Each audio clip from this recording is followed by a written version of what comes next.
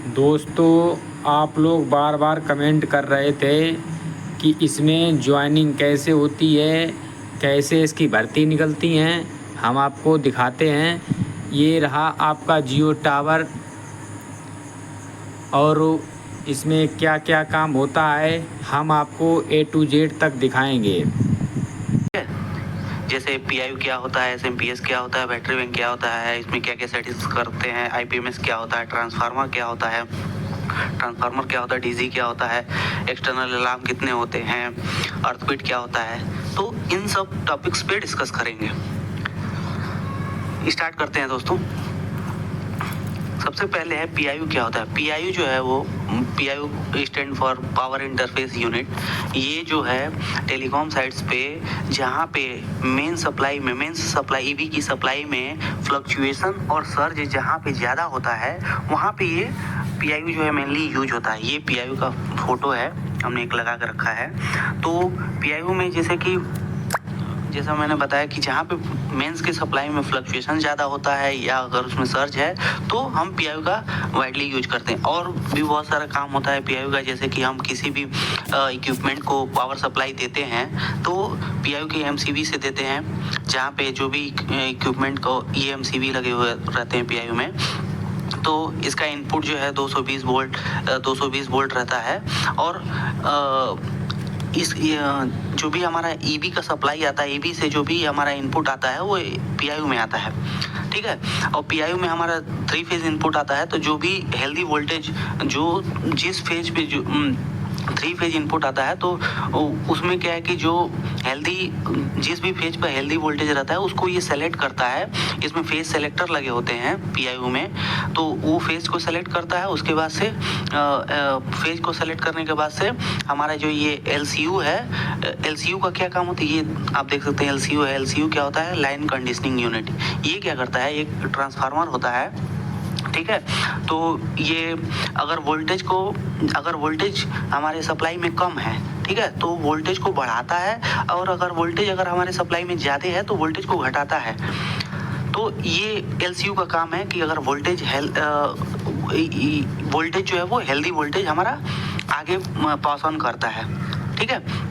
तो ये पीआईयू का कंप्लीट वर्किंग रहा है। इसमें क्या है कि अगर हमारा साइट ऑटोमेशन में है, ऑटो में चलाना हुआ तो ऑटोमेशन में भी करने के लिए ये पीआईयू का काम करते हैं। फिर आगे जो भी एसी सप्लाई, जो भी हमारे साइट्स पे एसी इक्विपमेंट लगे होते हैं, जैसे कि एसी इक्विपमेंट, जो भी एसी सप्लाई से जो भी इक्विपमेंट चलता है तो उसको हम जो भी पावर देना होता है वो पीआईयू के थ्रू देते हैं।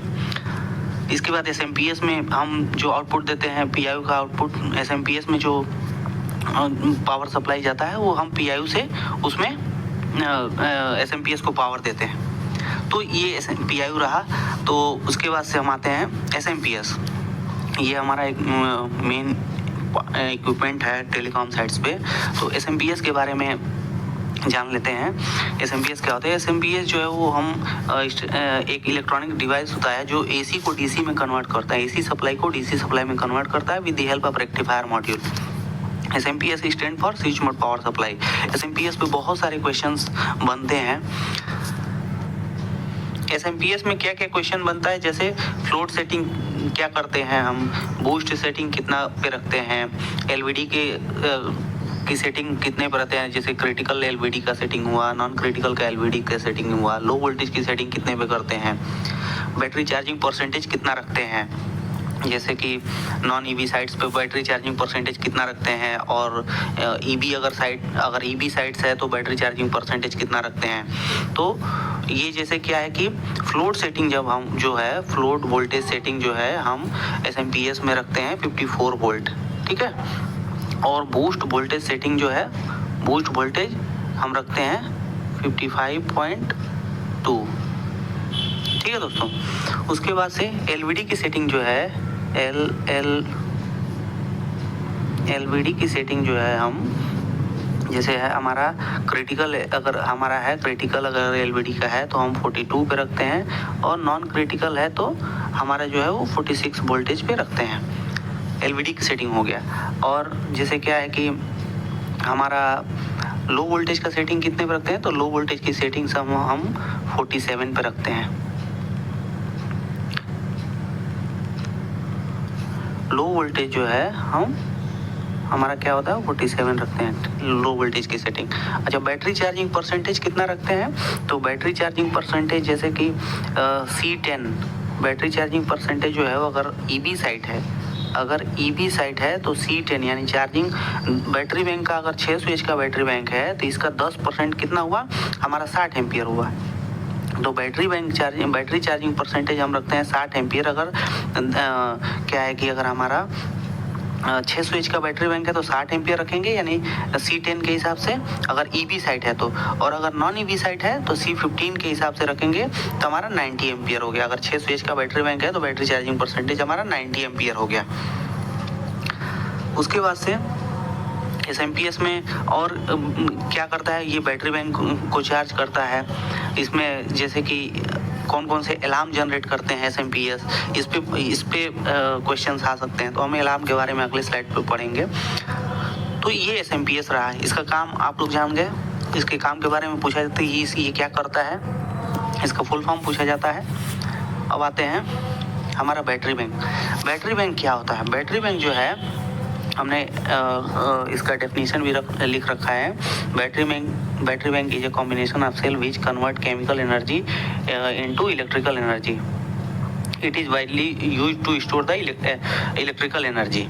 ये जो है इलेक्ट्रिकल एनर्जी को स्टोर करने के लिए ये यूज होता है, ठीक है। तो बैटरी बैंक में भी बहुत सारे क्वेश्चन पूछे जाते हैं, जैसे कि बैटरी बैंक जो है अगर सीरीज में कनेक्ट है, बैटरी सीरीज में मतलब कि 2-2 वोल्ट के एक सेल 2 वोल्ट का होता है। तो हमारा जो है अगर सीरीज में कनेक्ट होगा तो सीरीज में मीन्स की अगर सीरीज में कनेक्ट करते हैं तो हमारा बैटरी बैंक का आउटपुट कितना आएगा, और अगर हम पैरेलल कनेक्ट करते हैं तो हमारा बैटरी बैंक का आउटपुट कितना है। अगर मान लीजिए कि ये 600 एच का हमारा बैटरी बैंक है, इसको हम सीरीज में कनेक्ट करते हैं, मीन्स कि पॉजिटिव को निगेटिव से, निगेटिव को पॉजिटिव से, फिर पॉजिटिव को निगेटिव से, इस तरह से।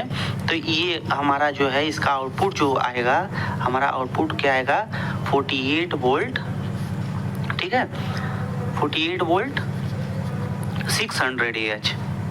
एक सेल हमारा 600 AH का है, तो हमारा जो कैपेसिटी है बैटरी बैंक का, वो कैपेसिटी हमारा 600 AH ही रहेगा। लेकिन एक सेल 2 वोल्ट का है। अगर एक सेल हमारा अगर 2 वोल्ट का है तो सीरीज में कनेक्ट होके ये हमारा 48 वोल्ट बन गया और कैपेसिटी हमारा 600 AH ही रहा। और अगर इनकेस हम इसको अगर पैरेलल में कनेक्ट करते हैं, पूछा जाता है कि पैरेलल में अगर इस बैटरी बैंक को कनेक्ट कर देंगे, पैरेलल में कनेक्ट करने का मतलब कि पॉजिटिव का पॉजिटिव से, ठीक है, पॉजिटिव टर्मिनल का पॉजिटिव टर्मिनल से कनेक्शन और निगेटिव टर्मिनल का निगेटिव टर्मिनल से कनेक्शन, इस तरह से 24 सेल अगर हमारा कनेक्ट होता है तो क्या होगा इसका आउटपुट। जब हम सीरीज पैरेलल में कनेक्ट कर देंगे तो इसका इस 600 एच के बैटरी बैंक का 24 सेल का जो हमारा आउटपुट है वो क्या हो जाएगा, 600 एच के बैटरी बैंक का हमारा जो आउटपुट हो जाएगा वो 14,400 AH, ठीक है, 14,400 AH का ये हमारा बैटरी बैंक हो जाएगा। और वोल्टेज कितना रहेगा, तो 2 वोल्ट रहेगा। अगर हम इसको पैरेलल में कनेक्ट करते हैं तो 14,400 AH का ये बैटरी बैंक बन जाएगा और वोल्टेज कितना रहेगा 2 वोल्ट, मीन्स कि इसका आउटपुट हो जाएगा 2 वोल्ट और आउटपुट इसका निकलेगा 2 वोल्ट का, और कितने AH का हो जाएगा, कितने कैपेसिटी का बैटरी बैंक हो जाएगा, तो ये 14,400 AH का बैटरी बैंक। और अगर ये सीरीज में कनेक्ट रहता है तो सीरीज में कनेक्ट होने मतलब कि 2-2 वोल्ट 24 सेल मिलके 48 वोल्ट हो जाते हैं। और बैटरी बैंक का कैपेसिटी कितना रहता है, कैपेसिटी सेम ही रहता है, तो 600 AH का ही रह जाता है, ठीक है। तो ये बैटरी बैंक पे मेनली ये क्वेश्चंस आते हैं। उसके बाद अगला है आईपीएमएस क्या होता है। आईपीएमएस जो होता है वो एसएमपीएस और पीआईयू का कॉम्बिनेशन होता है। IPMS stand for integrated power management system. ये जो है इसका फुल फॉर्म पूछा जाता है IPMS integrated power management system and it's a combination of PIU and SMPS. ये क्या होता है, पीआईयू और एसएमपीएस का कॉम्बिनेशन होता है। जैसे क्या है कि ये आप देख सकते हैं कि ये हमारा एसएमपीएस वाला पार्ट है और ये हमारा पीआईयू का पार्ट है। समझ गए दोस्तों, ये एक एडवांस वर्जन होता है पीआई और एसएमपीएस का।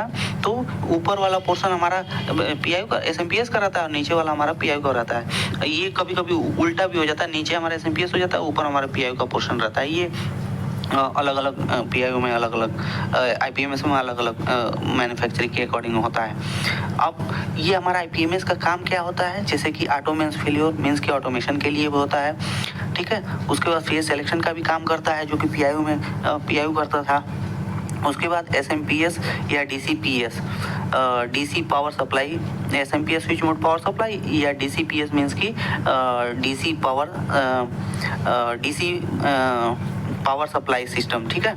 उसके बाद बैटरी मैनेजमेंट सिस्टम, बैटरी को भी चार्ज करता है हमारा आईपीएमएस। उसके बाद स्टैटिक वोल्टेज रेगुलेटर एसवीआर भी लगा होता है, जो कि हमारा एसवीआर कार्ड जिसको बोलते हैं, जो कि हमारा वोल्टेज को रेगुलेट करता है। फिर साइट मॉनिटरिंग का भी काम करता है, जैसे कि हमारा जो है हमारा साइट मतलब ऑटो में हमारा चालू हो जाए, चालू हो बंद हो, या हमारे साइट पे कितना वोल्टेज चल रहा है, सारी चीज़ें ये मॉनिटरिंग के लिए भी इसमें एक सिम कार्ड लग जाता है। सिम कार्ड लग जाता है तो जिससे रिमोटली आप हम अपने घर बैठे अपने मोबाइल के थ्रू या अपने लैपटॉप के थ्रू देख सकते हैं कि हमारा साइट क्या चीज़ पे चल रहा है, ईवी पे चल रहा है कि डीजी पे चल रहा है कि बैटरी पर चल रहा है, क्या चीज़ पर हमारा इक्विपमेंट चल रहा है, वोल्टेज कितना है, वो सारा चीज़ हम देख सकते हैं। उसके बाद से ये क्या होता है कि IP55 कैबिनेट के अंदर रहता है। तो ये हमारा आईपीएमएस रहा है। इस पे क्वेश्चंस आईपीएमएस पे जो भी बहुत सारे क्वेश्चंस बनते हैं, जैसे कि जो भी हमारा एसएमपीएस में जो भी सेटिंग्स करते हैं वो आईपीएमएस में भी सारी सेटिंग्स करते हैं, ठीक है दोस्तों। तो अब आते हैं हमारा ट्रांसफार्मर पे तो मैंने एक सेपरेट वीडियो भी बना रखा है। तो ट्रांसफार्मर पे अगर आप डिटेल में जानना चाहते हैं ट्रांसफार्मर का वर्किंग प्रिंसिपल, कंस्ट्रक्शन फीचर्स, तो मेरे चैनल के प्लेलिस्ट में जाके आप ट्रांसफार्मर के वीडियो पे भी देख सकते हैं ट्रांसफार्मर का कंप्लीट डिटेल। यहाँ पे मैं एक बता देता हूँ, ओवरव्यू बता देता हूँ ट्रांसफार्मर क्या क्या क्वेश्चन पूछे जा सकते हैं। जैसे ट्रांसफार्मर क्या करता है। ट्रांसफार्मर एक स्टैटिक डिवाइस है जो इलेक्ट्रिकल पावर को एक लेवल से दूसरे लेवल में कन्वर्ट करता है बिना फ्रीक्वेंसी चेंज किए हुए। फ्रीक्वेंसी हमारा जो है 50 हर्ट्ज जो है इंडिया में वो सेम रहता है। पूछा जाता है कि फ्रीक्वेंसी हमारे इंडिया का कितना रहता है, तो 50 हर्ट्ज रहता है। अच्छा, ट्रांसफार्मर जो है वोल्टेज को कन्वर्ट करता है एक लेवल से दूसरे लेवल पे। जैसे कि अगर वोल्टेज हाई है तो लो कर देता है, अगर लो वोल्टेज है तो हाई वोल्टेज कर देता है।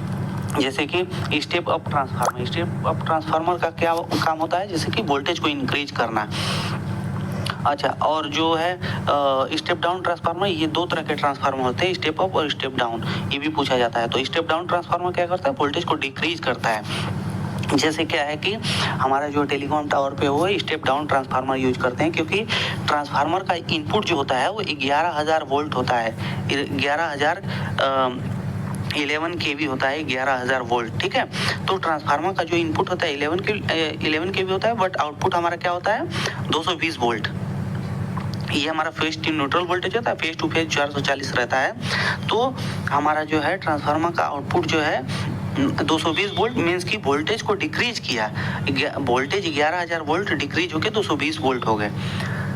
तो ये वोल्टेज डिक्रीज किया, तो ये स्टेप डाउन ट्रांसफार्मर हुआ। हम टेलीकॉम साइट्स पे मेनली हम स्टेप डाउन ट्रांसफार्मर यूज करते हैं। अब देख सकते हैं कि ट्रांसफार्मर में क्या क्या कंस्ट्रक्शन फीचर है, ट्रांसफार्मर क्या क्या चीज़ों से मिलकर बना होता है। जैसे कि ट्रांसफार्मर में कंजर्वेटर टैंक होता है, इसमें ऑयल भरे रहते हैं। उसके बाद से आधा भरा हुआ था कंजर्वेटर टैंक में, ऑयल आधा भरा हुआ था। फिर ट्रांसफार्मर में कूलेंट के लिए हमारा जो है ऑयल भरा रहता है, ठीक है। उसके बाद से जो भी कूलिंग ट्यूब्स रहती हैं, कूलिंग ट्यूब ट्रांसफार्मर में, फिर ब्रीदर होता है। तो ये सारी चीज़ें जो है ट्रांसफार्मर में पूछा जाता है, इन सब चीज़ों के बारे में। ट्रांसफार्मर में मेन डिटेल आप मेरे वीडियो में देख सकते हैं, प्रीवियस वीडियो में। अब आते हैं डीजी क्या होता है। डीजी में भी बहुत सारे क्वेश्चंस आते हैं। जैसे डीजी होता क्या है, diesel generator is a combination of diesel engine with alternator to generate electricity को जनरेट करने के लिए डीजल जनरेटर हम टेलीकॉम साइट्स पे यूज करते हैं। Diesel generator is a combination of diesel engine with alternator. Diesel engine with alternator to generate electricity. ये हमारा डीजल इंजन हुआ, डीजल जनरेटर। इसमें हम डीजी पे एक क्वेश्चन ये भी आता है कि जैसे 15 kVA का अगर डीजी है तो कितना लोड लेगा, कितने एम्पियर एसी लोड लेगा। तो जैसे क्या है कि 15 kVA है, मीन्स कि 15 गुणे 1000, ठीक है। उसके बाद डिवाइडेड बाई 240 अगर हम कर देते हैं तो ये हमारा आता है 62.5 एम्पियर। ये हमारा एसी लोड हुआ 100%। अगर डीजी पे अगर 100% जो डीजी है, अगर डीजी पे 100% लोड देते हैं तो ये 62.5 एम्पियर एसी लोड लेगा अगर 100% पे। और क्योंकि हमारा डीजी जो है लॉन्ग लाइफ के लिए, लंबे समय के लिए चलता रहे, इसलिए हम 100% लोड ना देके हम केवल 80% लोड देते हैं। 80% लोड देते हैं तो 62.5 का 80% हमारा हो जाता है 50 एम्पियर। मीन्स कि हमारा अगर डीजी पर 15 kVA का डीजी है तो उसमें हम 50 एम्पियर एसी लोड दे सकते हैं। एसी लोड दे सकते हैं 50 एम्पियर। अगर 25 kVA का डीजी है तो सिंपली कैलकुलेट करने का तरीका है 25 गुणे 1000 डिवाइडेड बाई 240। 240 जो है वो हमारा आइडियल वोल्टेज है एसी सप्लाई का। तो ये हमारा हो जाएगा 104.66, ठीक है।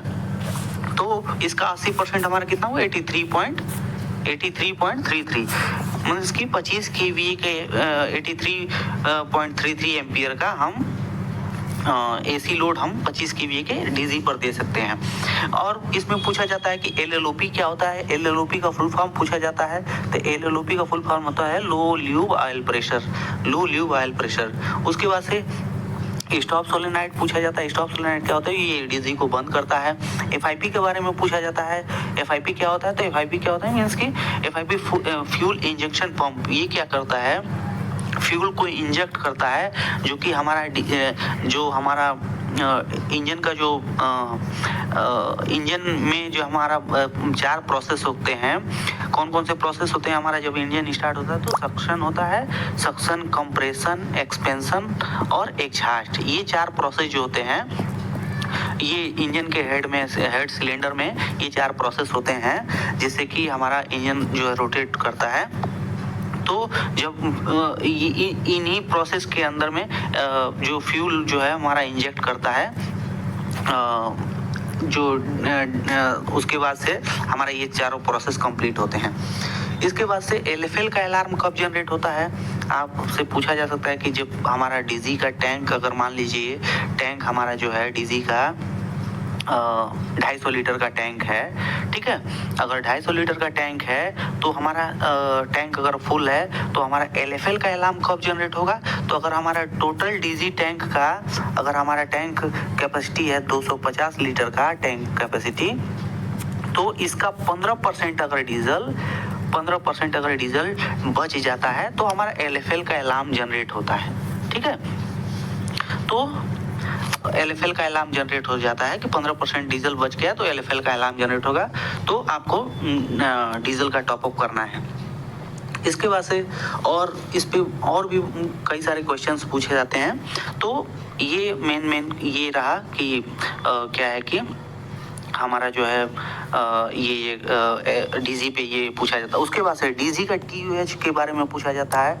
TUH मीन्स की TUH के बारे में पूछा जाता है। डीजी पे क्वेश्चन आते हैं। TUH क्या होता है, टॉप ओवरऑलिंग होता है, और MOH क्या होता है, मेजर ओवरऑलिंग।